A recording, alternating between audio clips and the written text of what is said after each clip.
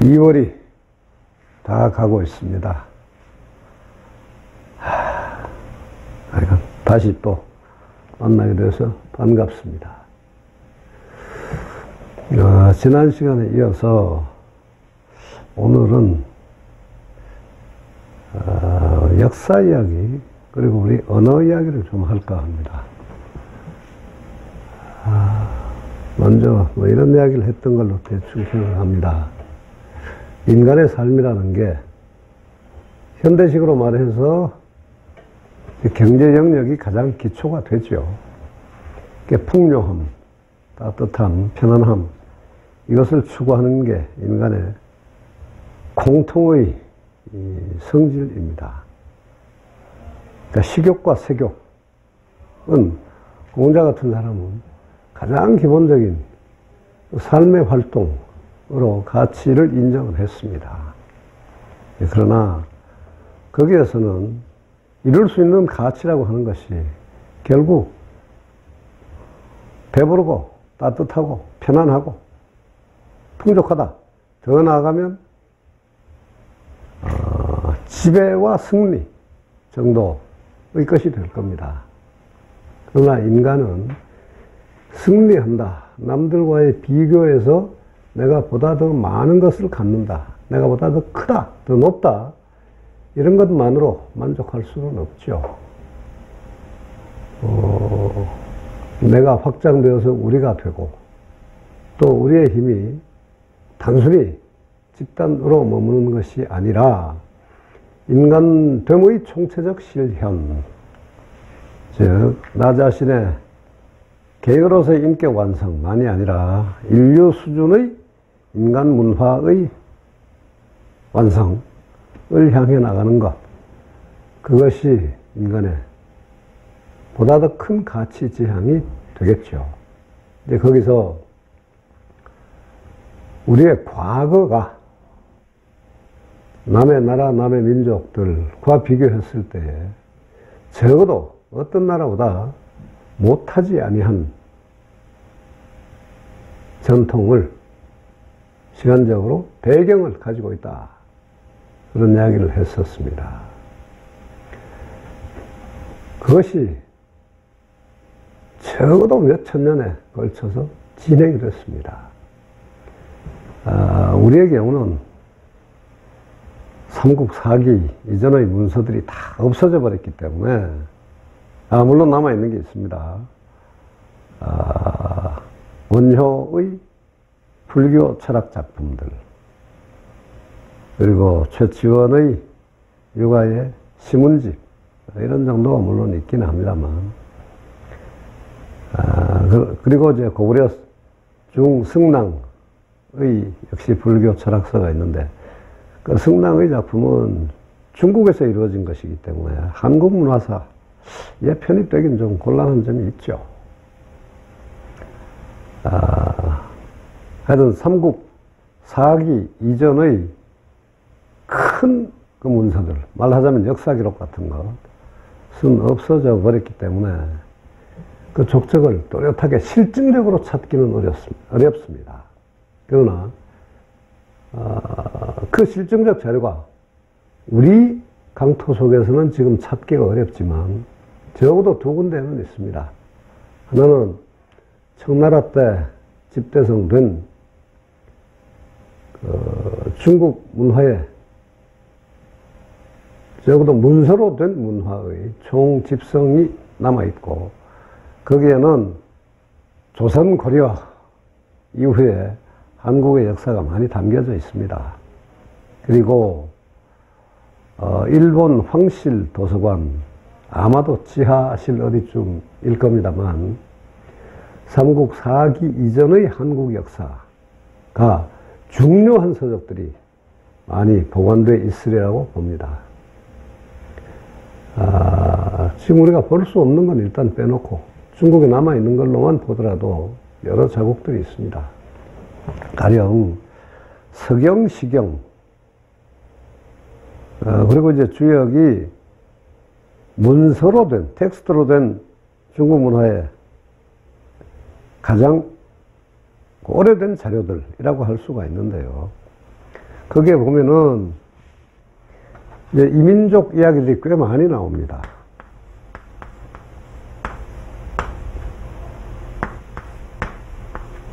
귀방이라는 나라 또는 족속 이름이 나오고요. 또 묘족이라는 게 나오기도 합니다. 그리고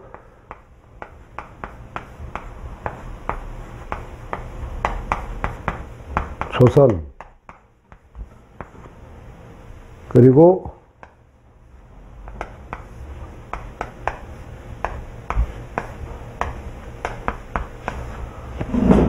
구려 또는 구려, 요거는 려라고 읽기도 하고 또 리라고 읽기도 하는데요.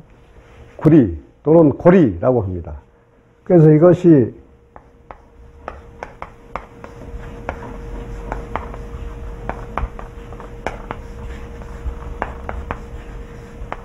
(5세기) 이후로 가면 고구려가 공식적으로 이름을 고려로 바꿉니다. 그러나 신라의 그 고대 질서를 극복하고 새롭게 일어선 나라 고려, 왕건의 나라 고려가 이 고려를 계승한다라는 의미에서 고려라고 했는데요. 그러니까 궁예가 후고구려, 태봉 후고구려라고 했었죠. 그 후자를 빼버리고 이제 고려라고 하게 된 겁니다. 그래서 그 왕건의 고려와 구분하기 위해서 그 이전에 있었던 부여를 계승한 삼국의 고려를 고구려라고 한, 그러니까 고려로 정착하기 이전의 명칭인 고구려로 옛날 이름으로 우리는 지금 통용하고 있는 겁니다. 하여간 이 중국 족속은 이 동북 지역의 이민족에 관한 여러 아픔을 가지고 있습니다. 무엇보다 많이 압박을 당했고 침략을 당했고 심지어 지배를 당하기도 했습니다. 역대 이름들이 많이 다른데요. 가장 먼저 등장하는 게 대체로 묘와 귀방 정도이고 좀 더 뒤로 가면 우리가 좀 익숙하게 듣는 조선, 부여, 구려 이런 게 나오는 겁니다. 이것이 삼국시대부터가 아닙니다. 그 이전부터 한이나 그 이전의, 그러니까 진나라 통일 이전의 주시대 얘도 있는 것이고 서경, 시경 시대는 실은 한나라보다 더 먼저 시대입니다. 그러니까 BC 24세기 시절의 이야기인데요. 그때에도 대체로 이런 이름들은 등장하고 있습니다. 이제 뒤에 가면 이 이름들이 여러 가지로 또 바뀌어서 나타납니다만, 그러니까 이 크게 봤을 때 민족, 중국을 일단 기준으로 봤을 때 동북 지역의 이민족, 그걸 큰 덩어리로 본다면 그것이 이제 아무래도 지역별로 그 중심 지역이 다른 것이고 그 집단별로 문화가 달라지고 그래서 나라도 서로 독립적이고 하게 되니까 그 이름들이 바뀌죠. 그래서 숙신, 예맥, 선비, 음루 등의 이름들이 있고요.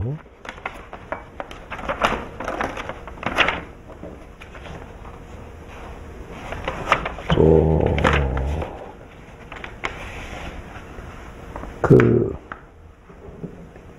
그냥 말갈, 여진, 거란 등등의 이름들이 있는데, 그리고 요 것들의 조금 더 먼저 형태가 요거 바로 뒤에 이제 흉노라고 있죠.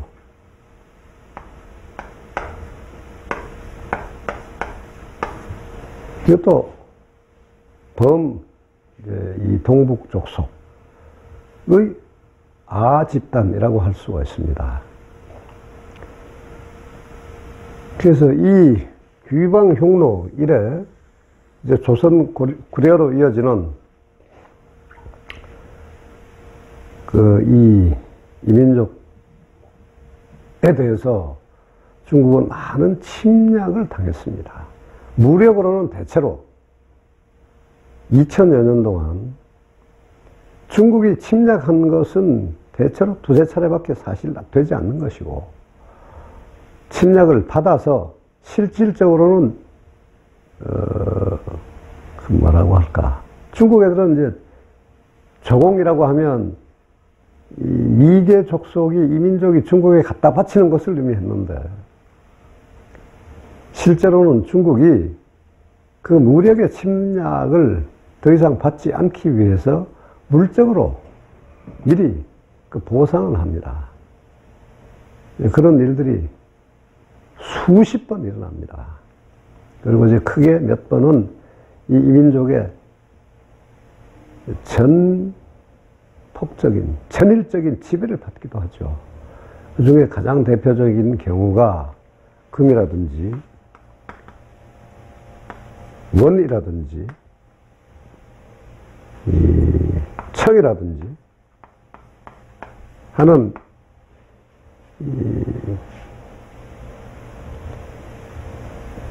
이 왕조 시기에는 이런 것들이 합쳐지면요, 한 900년 정도가 됩니다만, 중국은 화하족이, 중화족이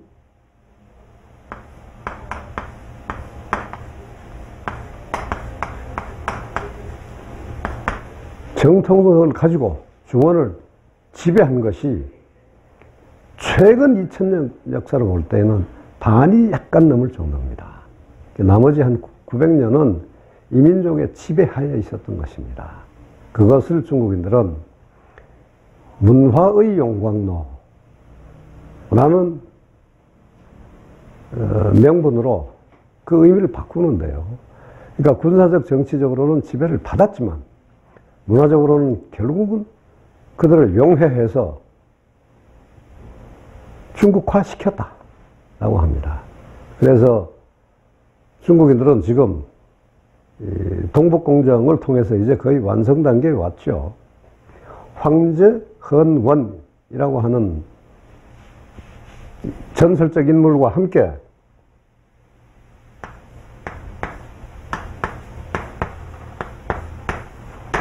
치우라고 하는, 그러니까 이 조선 시대, 부여보다 훨씬 이전의 조선입니다. 그 조선의 황제를 3대 조상이라고 지금 공식적으로 천명해 놓고 있어요. 치우, 황제, 헌원. 이것이 현 대중국의 3대 조상이다라고 합니다. 그렇게 해서 이제 그 역사의 색깔을 바꾸고 있는 것인데, 그것이 실제로는 중화족, 화하족이 아니라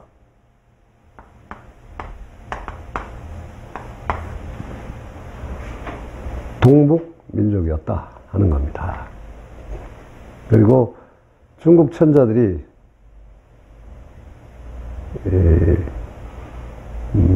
한 2000년 가까이, 아니죠, 3000년 넘어, 서경시대를 합치면 대체로 4000년 넘어 동안 써왔던 이 천자라는 개념이 실은 단군과 치우에서부터 유래된 겁니다.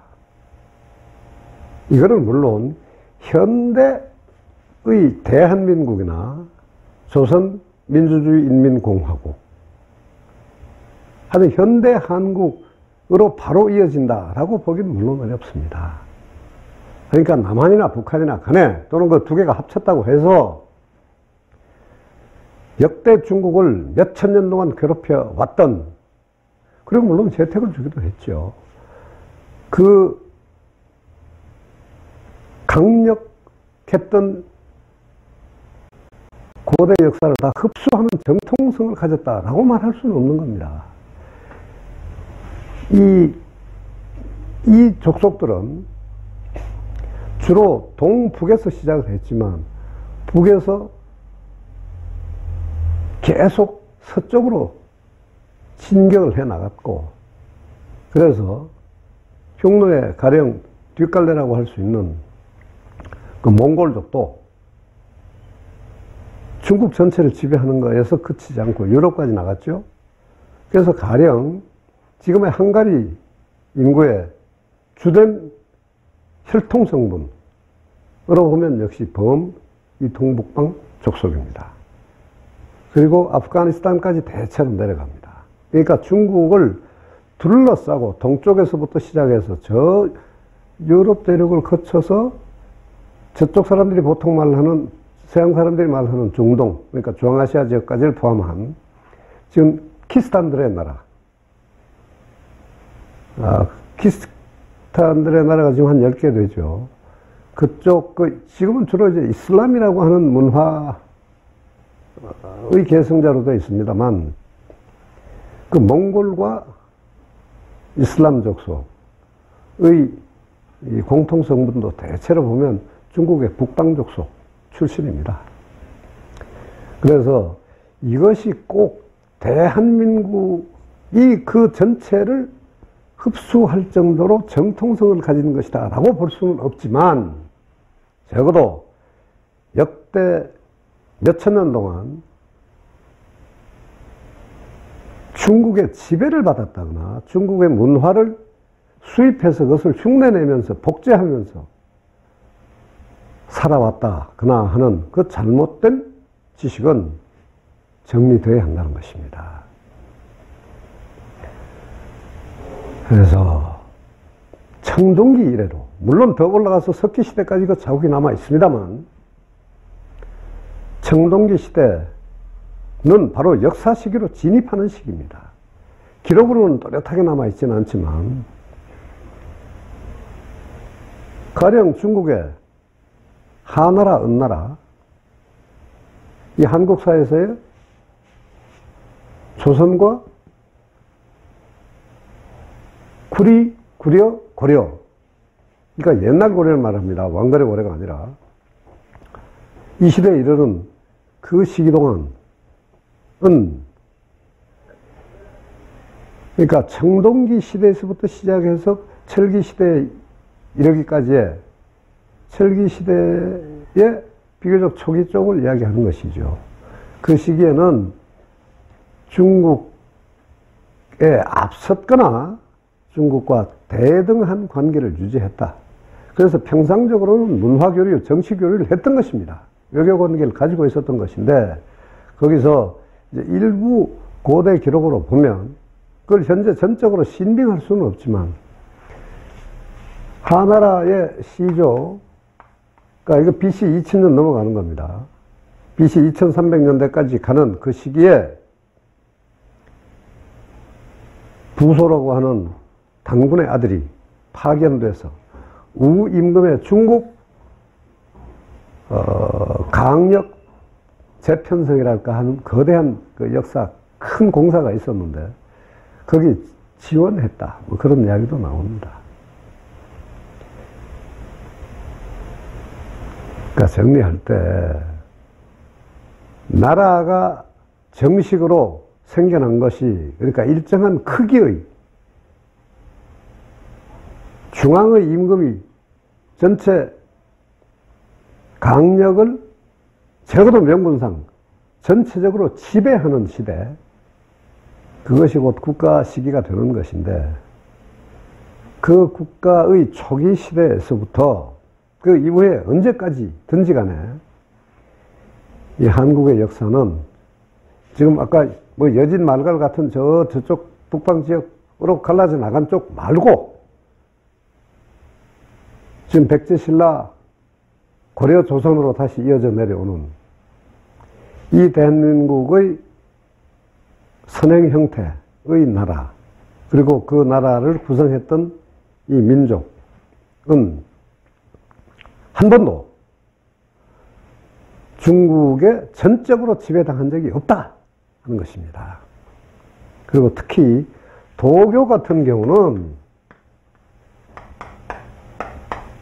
현대 중국인들에게 불교보다 더욱 강력한 힘을 발휘하고 있는 이 고향 같은 원천 문화인데요.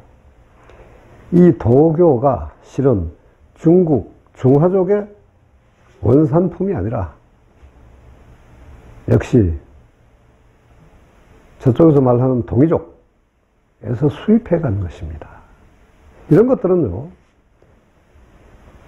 지금 일부의 고대사 찾기 그 운동가들 같은 사람들 많이 주장하는 게 아니고,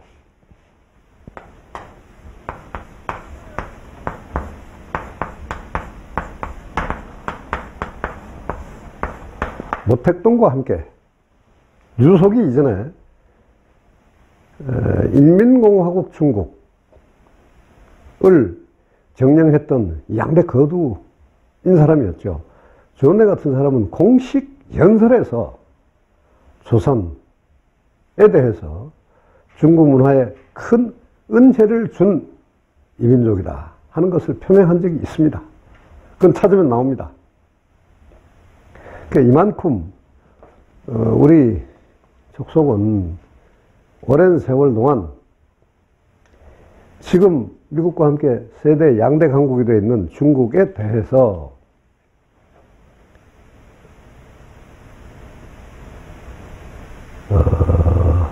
때로 괴로움을 여기서 줬기 때문에 중국으로부터 원망을 받기도 했고 질시를 받기도 했지만, 그러나 더 원천시대에서부터 군자의 나라, 예의의 나라, 밝음과 착함과 하얀색을 좋아하는 그런 민족, 춤과 노래와 집단 놀이를 좋아하는 평화의 족속.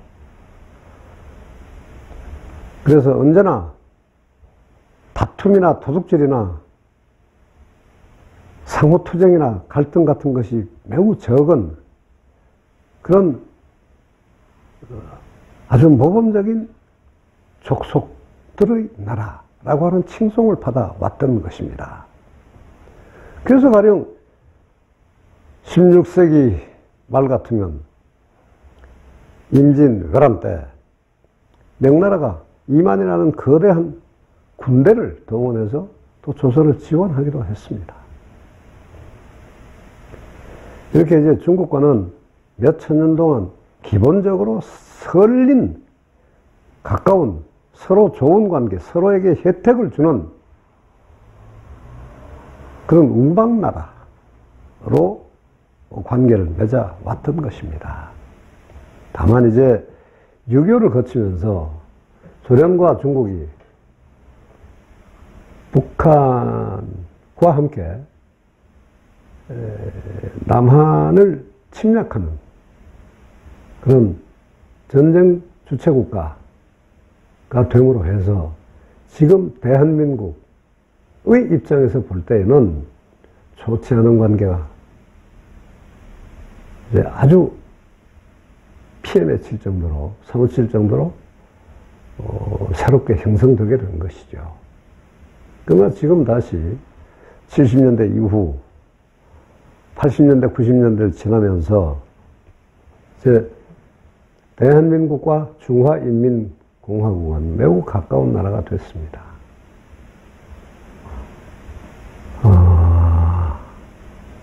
지금 물론 아주 위험한 무력 대립으로까지 갈 수도 있는 긴장관계가 최근에 형성되고 있기는 합니다만, 대체로 현재의 중국 권력이 이 남한을 경멸시킬 정도의 극도의 혐오나 적대감 같은 것을 갖고 있지는 않은 것이고 앞으로도 대체로 그러리라고 나는 짐작합니다. 그리고 이제 문화적으로 그리고 기술적으로 중국에 대해서 예속된 적이 없었던 우리의 역사에서 대한민국 직전의 대표적인 나라가 조선 아닙니까? 물론 뒤에 한 10여 년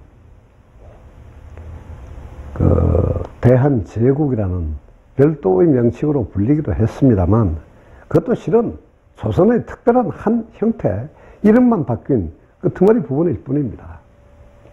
이 이성계와 정도전, 이 주인공이 되어서 고려의 부패상을, 나약상을, 부정을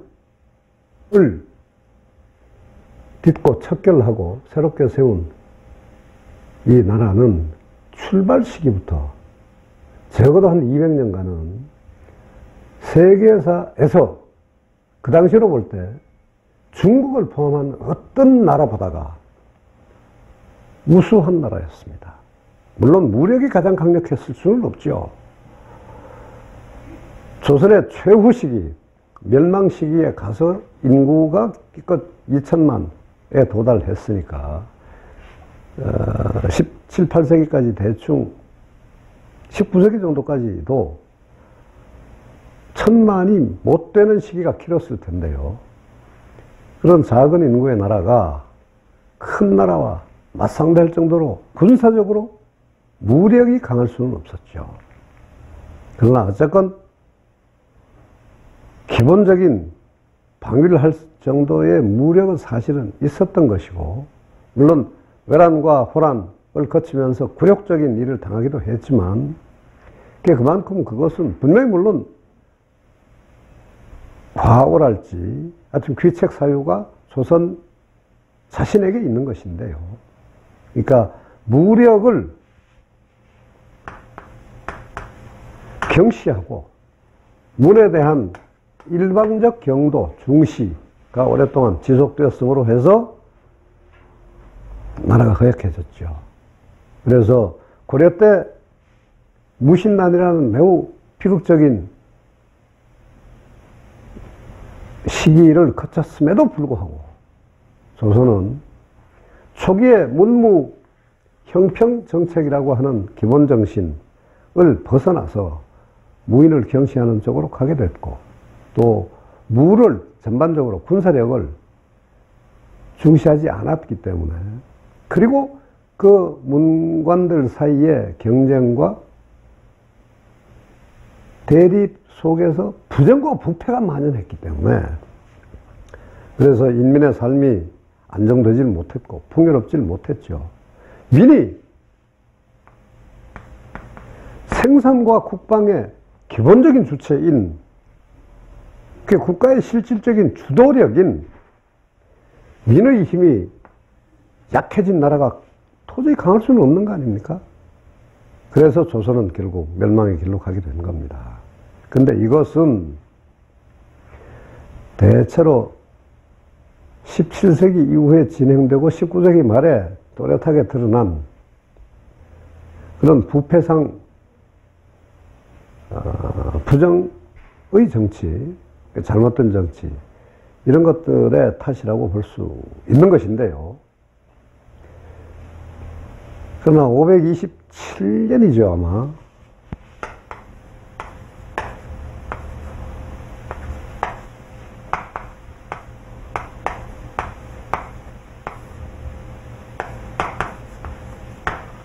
그러니까 528년간이네요. 지속됐던 이 조선이라는 나라는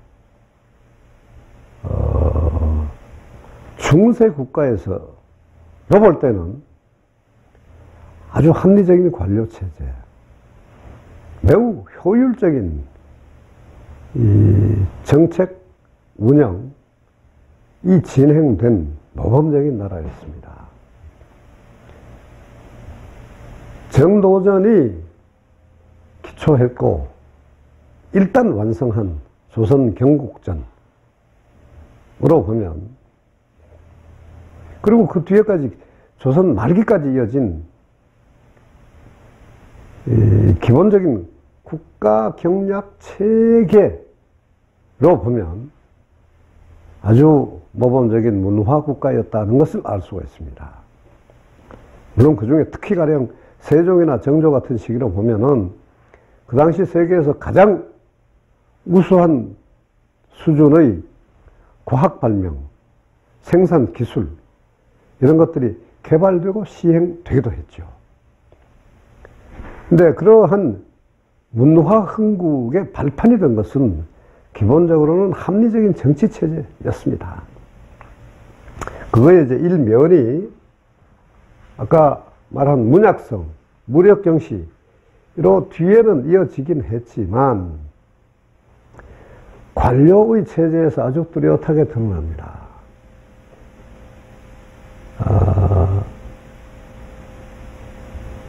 17세기 초까지 어쨌건 명맥을 유지했던 중화족의 나라 명으로 보면은 380 그러니까 200여 년 지속된 이 명이란 나라는 황제가 전권을 행사하는 나라였습니다. 시중과 같은, 그러니까 문관 재상이 아니라 하급 직위에 불과한 환관들이 황제의 칙령을 직접 전달하고 시행하는 매개가 된 매우 파행적인 행정 구조를 가지고 있었던 것이고, 그래서 그만큼 부정과 부패가 사실 만연할 수밖에 없기도 했습니다. 그리고 무엇보다 정치의 일상적인 운영에서 황제의 전권 행사와 정상적인 횡적, 종적 관료 관계가 운영되지 않았으므로 생기는 그 어설픔, 비효율성으로 해서 그 당시 중국이 이미 확보하고 있었던 전체 문화적인 우수성, 기술적인 우월성, 이런 것들이 온전하게 펼쳐질 수가 없었던 겁니다.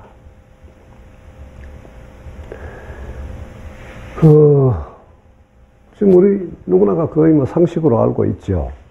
조선의 정치 권력으로 보면요, 맨 꼭대기에 물론 임금이 있습니다. 그 임금 바로 밑에 영의정, 좌의정, 우의정이라고 되어 있는 삼정성이 있습니다. 그 삼정성의 이 직무집행 구조, 그걸 보통 우리 의정부라고 했던 것입니다. 이 의정부는 국가 정책 전체를 원칙과 주요 핵심에서 다루고 논의하고 결정하는 기관이었죠. 그리고 이제 부문별로, 각 사회 부문별로 행정을 총괄했던 게 육부가 있지 않습니까? 육조라고 부르는 것입니다. 이, 호, 예,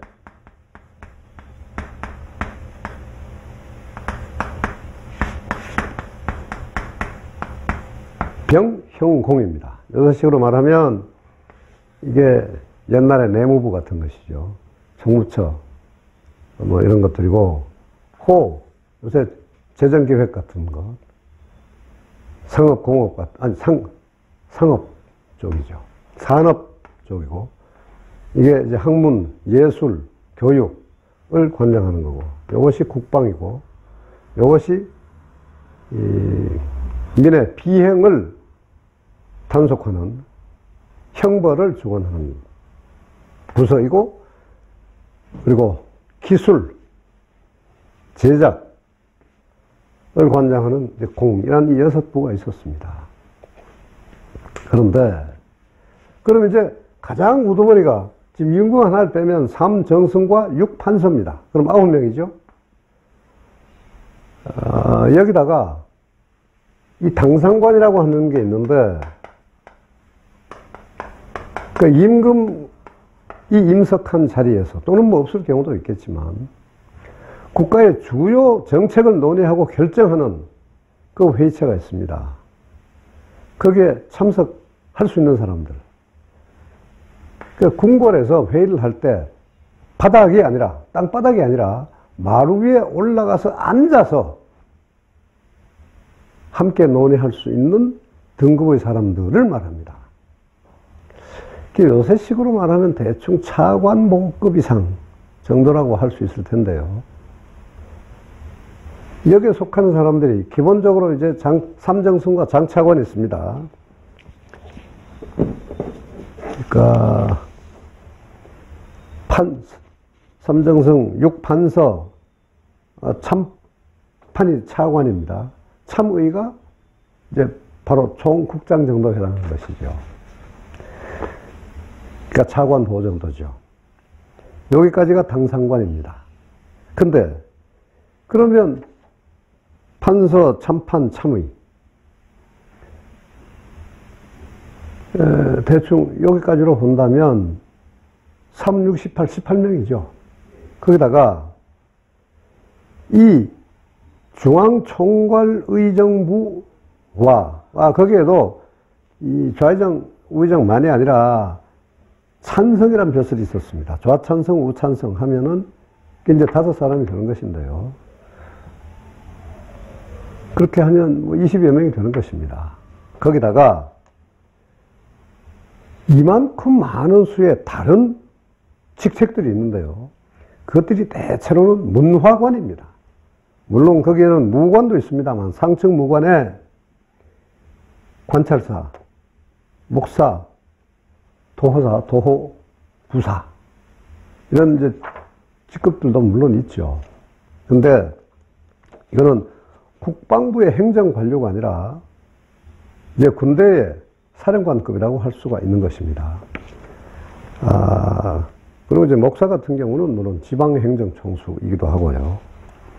근데 여기다가 특별한 기관으로 홍문관, 성균관, 예문관, 춘추관, 집현전과 규장각 이 두 가지는 물론 500년간 계속됐던 부서는 아닙니다만 하여튼 이런 부서에 대제학, 제학, 그리고 사헌도 사헌원의 대사헌, 대사관 이런 사람들 이런 범문화관들이 그러니까 일반 행정의 부서장들이 아닌 사람들이 수십 명이 역시 당 상관으로서 정책결정회의에 참석을 했다 하는 이야기입니다. 여기서의 발언의 비중은 기본적으로는 똑같을 수밖에 없는 것이니까 삼정승과 육판서가 전적으로 정책을 결정하고 집행한 것이 아니다 하는 이야기입니다. 총괄적으로 국가 대사를 논할 때에는 이 문무의 대신들이 다 함께 했다. 군사령관을 포함한 그리고 훨씬 다수의 문화관들이 함께 했다. 그래서 그 문약 한 조선이 몇백 년간 그래도 지속할 수 있었던 것입니다. 기본적으로 합리성과 효율성을 갖춘 행정체계를 가졌기 때문에 그러다라고 말할 수가 있는 것이죠. 그만큼 기본적으로 대외 전쟁이 가령 없었다면 말은 별로 의미가 없지만 이 국내 통치에서는 훌륭한 체제였다라고 말할 수 있다는 겁니다. 그리고 이 지식, 지혜, 기술의 고급 두뇌들이 이 정치 행정의 직접 담당 상층 부를 형성했을 뿐만이 아니고 제야 세력으로서도 실제로 역할을 했는데 관료로 진출하지 않은 사람들에 대해서까지도 학문과 예술에서 빼어난 사람들에 대해서는 임금이 존중해 줬고 대우를 해 줬습니다. 그러한 힘들이 농법 개량이라든지 지방 자치에서의 질서, 도덕, 복지, 재난 구호, 구휼 이런 광역에 걸쳐서 함께 노력을 했기 때문에, 즉 고급 인사들이 조정의 안과 밖에서 함께 민들의 삶을 보다 나은 것이 되도록 노력을 했기 때문에 몇백 년간 계속 경제 생산의 효율성이 높아졌고 복지의 폭이 확산될 수 있었던 것입니다. 그러다가 남북 두 차례 전쟁으로 해서 이제 더욱 피폐해지고, 그 이후 이 관료사회의 경쟁과 대립이 더욱 심해지고, 그만큼 부패와 부정이 광범위해지고 대규모화됨으로 해서 나라가 전반적으로 기울게 된 것입니다. 여기서 우리는 후기의 잘못된 부패 상황에 관해서는 분명히 그 진상을 더욱더 또렷하게 인식하고 그것의 잘못을 적시하고 또 넓어내면서 반성도 해야죠. 그런데 크게 볼 때 모든 나라, 정부는 고정되면 부패할 수밖에 없습니다. 그렇게 볼 때에 조선이라는 나라가 고려 때까지 이어져 온 그 역대의 전통을 매우 긍정적으로 통합해서 유산으로 받아 안았고 그것을 더욱더 발전시킨 나라다. 그리고 인민의 삶을 위해서 상층부, 지배 계급이 함께 노력했던 그런 나라다. 말로 하자면 noblesse oblige, 귀족들의 의무까지도 나름대로 충실하게 수행을 했던 그런 나라였다 하는 것을 우리는 알아야 한다는 겁니다. 일본 애들의 그 악의적인 계략 때문에 한국의 역사에서는 노블리스 오블리주가 없다. 귀족들은 전쟁 나면 도망가기에 바빴고 평시에는 인민의 삶의 고혈을, 피와 땀의 결실을, 기름을 짜내서 제 배를 채우기에 극복했다 라는 식으로 하고 있죠. 그러나 사실은 그렇지 않습니다. 수많은 전쟁에서 실제로 외국군을 격퇴한 것은 아쉽게도 물론 조정의 공식 지위를 가진 사람들은 아니었습니다만 의병 아닙니까? 의병. 한국은 여러 차례 의병을 통해서 나라를 새롭게 한 그런 역사를 가지고 있습니다. 신라 말에서도 농민군이 유교 불교의 참신한 양심 세력과 결합해서 왕건이라는 걸출한 새로운 인물과 힘을 합쳤던 것이고, 고려 말에서도 성리학으로 무장한 신흥 지식 세력이 온갖 부패 부정, 불평등, 예속, 관계를 청산하고 새로운 질서를 세웠던 것입니다. 임진난 때도 그 어려운 시기의 환란을 극복해낸 것은 양반 사림이 주도하는 의병이었습니다. 1910년을 앞뒤로 해서 일어난 대일전쟁과 그 의병 투쟁과 전쟁 또한 초기에는 양반 사림이 장수가 되어서 나갔던 그런 의병이었습니다. 이러한 의병들이 뒤에 가면 다시 평민장으로 교체가 되고 이 양반 출신 서생들이 만주로도 가고 국내에서도 활동하면서 이제 복벽이 아니라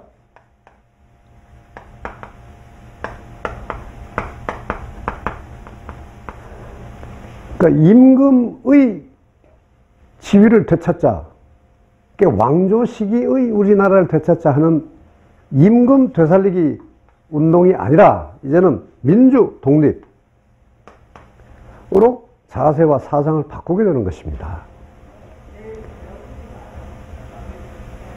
그래서 가령 유인석, 이상용, 이회영 등의 그 기라성 같은 많은 독립전쟁의 별들도 대체로 초기에는 조선시대의 귀족들입니다. 우리 조상들의 헌신, 노력에 관해서 우리는 긍정적으로 평가를 해야 한다는 것입니다. 압축합니다. 청동기 시대 이래, 조선시대 이래, 조선, 부여, 고려, 그러니까 고구려입니다. 백제신라, 다시 고려, 다시 조선.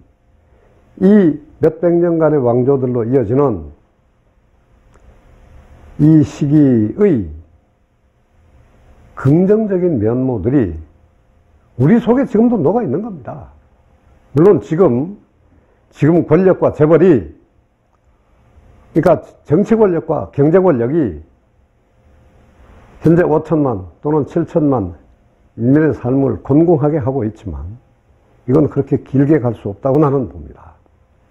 우리 몇천 년의 역사를 통해서 길러온 함양된 이 민의 저력이 살아있는 것입니다. 그 힘이 다시 발현될 때 대한민국은 들은 앞으로 오게 될 통일연방국 고려는 더욱더 밝고 합리적이고 그리고 풍부하고 강한 그리고 화평한 나라로 새롭게 변모할 것이다 라고 나는 생각합니다. 결국 우리는 이 역사 문화의 전통에서 밝음과 따뜻함을 찾아낼 수 있고 우리가 가질 자신감의 근거로 보다 깊이 있게 알 필요가 있다는 것입니다. 그러니까 이것을 바탕으로 오늘의 임무, 오늘의 할 일들을 제대로 자각한다면 내일의 인류 문화에서, 내일의 인류 문명에서 한국은 새로운 힘을 발휘하고 모범적인 국가로 재탄생하게 될 겁니다. 일단 여기서 한 토막의 이야기를 끝내고요. 다음 시간에는 말과 관련된 우리 현재의 대한민국 사람들이 빠져있는 잘못된 관행, 이런 것들을 역사와 언어의 관점에서 좀 정리하고 살펴볼까 합니다. 예, 고맙습니다. 일단 여기서 이야기를 끝내도록 하겠습니다.